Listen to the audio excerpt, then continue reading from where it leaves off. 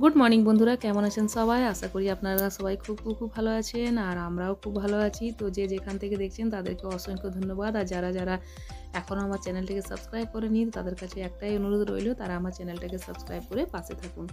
তো বন্ধুরা চলো, সকাল হয়ে গেছে আর সবার ফরমাইশের জন্য চলে এসেছি আজকে রান্নাঘর। তো মেয়ে এসছে, আপনারা নেক্সট ব্লগে দেখতেই পেয়েছেন যে আমার মেয়ে এসেছে আর তার সাথে তাদের ছোটো ছোটো ভাই বোনরা। তাদের ফরমাইশে কী করছি কী করছি না আজকের দিনটা দেখতে থাকবো। চলো শুরু করছি আজকের ব্লগটা। আর সবার ফরমাইশে আজকে বানিয়ে নেব পাও ভাজি। তো সকালবেলাকার ব্রেকফাস্টে আজকে পাও ভাজি বানানো হচ্ছে। তো দেখো তার জন্য নিয়ে নিয়েছি এই কটা জিনিস আর এখানে সবজিটাকে বয়েল করে রেখেছি। তো দেখো এখানে কড়াইয়ের মধ্যে দিয়েছি বাটার, সাদা জিরে আর একটু সাদা তেল। চলো এটা বন্ধুরা দেখো এখানে নিয়ে নিয়েছি আদা রসুন, তো দিয়ে দেবো এর মধ্যে এটা গ্রেট করে। আর তেলের মধ্যে দিয়ে দিয়েছিলাম পেঁয়াজ আর ক্যাপসিকাম। তো এটাকে ভালো করে নাড়াচাড়া করে গ্রেট করে দিয়ে দেবো আদা রসুনটা।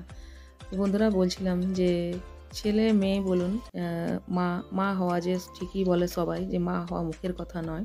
আমার মায়ের মুখেও প্রায় কথাটা শুনতাম কি মা হওয়া মুখের কথা নয়। এখন যখন মা হয়েছি তখন বুঝতে পারছি যে বাচ্চাদের চাহিদাটা না মিটিয়ে প্রত্যেকটা মা থাকতে পারে না। তারা ভাবে যে কী করে আমরা বাচ্চার চাহিদাগুলো পরিপূর্ণ করি।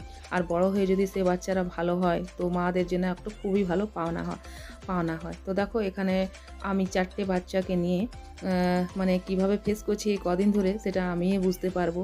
আর যাদের মা আমরা 5 ভাই বোন, তো আমার মা আমাদেরকে নিয়ে কিভাবে লালন পালন করেছিল এখন আমি বুঝতে পারছি যে সত্যিকারে মা হওয়াটা মুখের কথা নয়। আর এই যে কুকারটা দেখছো না, এই যে তরকারিটা আমি বয়েল করলাম তো ওর মধ্যে বিট দিয়ে দিয়েছিলাম, যার কারণে ওটা এরকম হয়ে গেছে কুকারটা।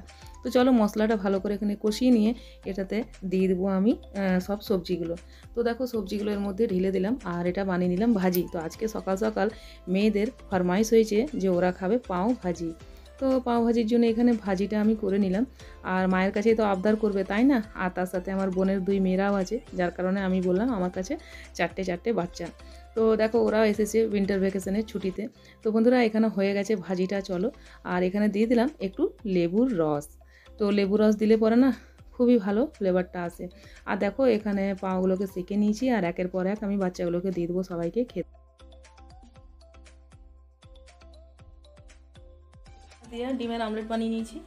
আর দেখো এখানে গরম ভাত, চলো এটা ডাইনিং টেবিলে নিয়ে যাই। এখানে রয়েছে পোস্ত,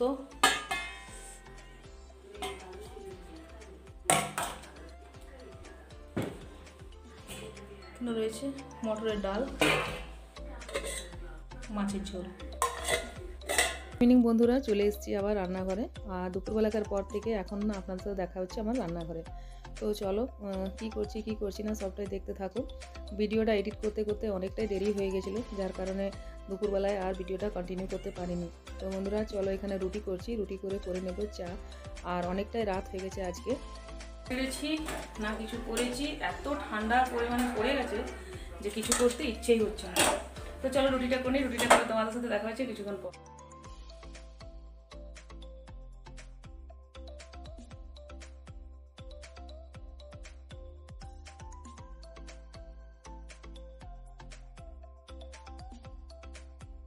হয়ে গেছে বসে নিয়েছি তরকারিটা। আর দেখো কত রয়েছে, প্রচুর বাসন, সেগুলো এখন মাজতে হবে। আর রুটি করতে করতে এতটাই গরম লাগতে শুরু করলো, সোয়েটার খুলে ফেলে দিয়েছি, মানে রেখে দিয়েছি কেটে। তো চলো এখন আবার শীত করছে, খেতে দিয়ে বাসন দিয়ে তারপর দেখা হচ্ছে।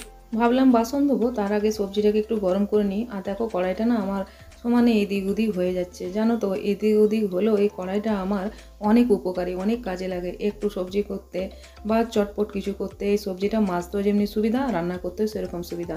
তো দেখো বন্ধুরা কত বাসন রয়েছে, চা খাওয়া বাসন এখনও ধুইনি। তো বাসন দিয়ে চলে এসেছি আমি রান্নাঘরে আবার, আর দিয়ে দেবো ওদেরকে খেতে। তো দেখো এখানে 3 জনকে আগে খেতে দিলাম, তো আমার মেয়ে বললো একটু পরে খাবে, দিয়ে দিলাম এখানে ওদেরকে খেতে। তো কী দিচ্ছি খাবারে, দেখো আলুর চপ নিয়ে এসেছিলো দাদাভাই, তো আলুর চপগুলো বেশ গরম ছিল আর তার সাথে নলেন গুড়। আর দেখো এখানে বাঁধাকপির তরকারি। তো চলো সবাইকে দিয়ে দিই খেতে।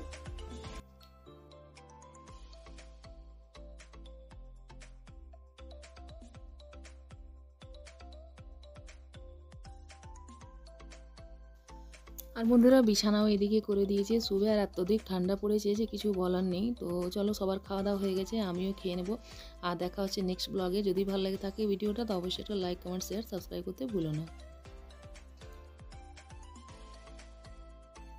গুড মর্নিং বন্ধুরা, কেমন আছেন সবাই? আশা করি খুব খুব খুব ভালো আছেন, আর আমরাও খুব ভালো আছি। আর সকাল সকাল দেখো আজকে মেয়েকে লাগিয়ে দিয়েছি আমি কাজে। মেয়েকে বললাম, বাবু একটু আমাকে এই চালটা একটু গুঁড়ো করে দে, আজকে বানাবো তোদের জন্য সরু চুগলি। এখন কটা দিন আছে বাচ্চাগুলো সবাই, তারপর তো সবার যে যার স্কুল যে যার কাজে লেগেই পড়বে বলো। তো চলো সবাইকে ভাবলাম যে কটা দিন আছে একটু নিজের হাতে যতটুকু পারি বানিয়ে করে খাওয়া। দেখো এটা হচ্ছে ঝোলা গুড়, দাদাভাই তারাপীঠ গেছিলো, ওখান থেকে ঝোলা গুড় নিয়ে এসছে। তো আজকে বানিয়ে নিব নাস্তাতে আমি সরু চাকলি। তো দেখো সরু চাকলি বানালাম, কিন্তু তার আগে দুটো খারাপ উঠেছে, ভালো উঠাতে পারিনি। তারপর দেখো এগুলো সব কটা ভালো হয়েছে। তো এই যে আমার সরু চাকলি এখানে হয়ে গেছে রেডি।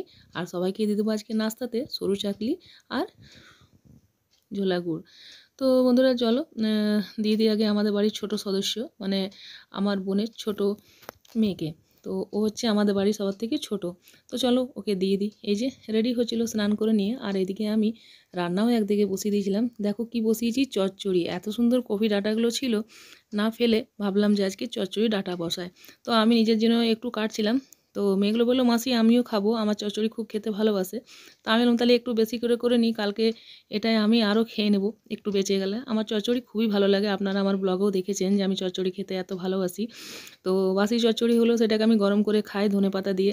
আমার তো খুবই ভালো লাগে বন্ধুরা। তো প্রায় রান্না আমার হয়ে গেছে। চলো কি রান্না করলাম কি করলাম না সেটা তোমাদেরকে একবার দেখে নিই। আর তোমাদেরকে না দেখালে তো আমার কাজগুলো অসম্পূর্ণই থেকে যায়, মনে হয় কি আমি দেখালাম না কি দেখালাম না। তো দেখো এখানে রয়েছে ভাত, আর এখানে রয়েছে বাঁধাকপির তরকারি মটরশুঁটি দিয়ে, আর ভেজ ডাল। তো চলো এটা হচ্ছে দুপুরে। বন্ধুরা কেমন আছেন সবাই? আশা করি খুব খুব খুব ভালো আছেন, আর আমিও খুব ভালো আছি। আর দুপুরবেলাকার পর থাকতে এখন একটু সময় হয়েছে আপনাদের কাছে আসার। তো এখনই আবার আমাদের বাড়িতে পিঠে তৈরি হচ্ছে। তো এখানে পিঠের ডিমান্ড হচ্ছে আমার বোনের মেয়েদের।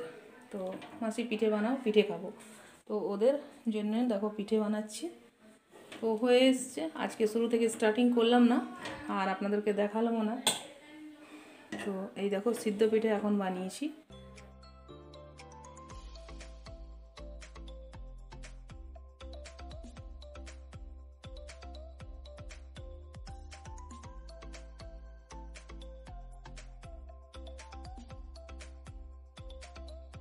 দাদাভাই অফিস থেকে এসে খাবার খেয়ে শুয়ে পড়েছে।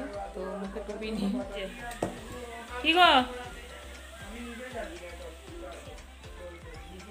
ঘুমাচ্ছে ঢাকা দিয়ে। একটা ঢাকা দিয়ে দেবো, তো বলছে না ঢাকা দিতে হবে না, আমি জেগেই আছি, তো ঢাকা দেবো না। আর কিছুক্ষণের মধ্যে দিয়ে দেবো খেতে।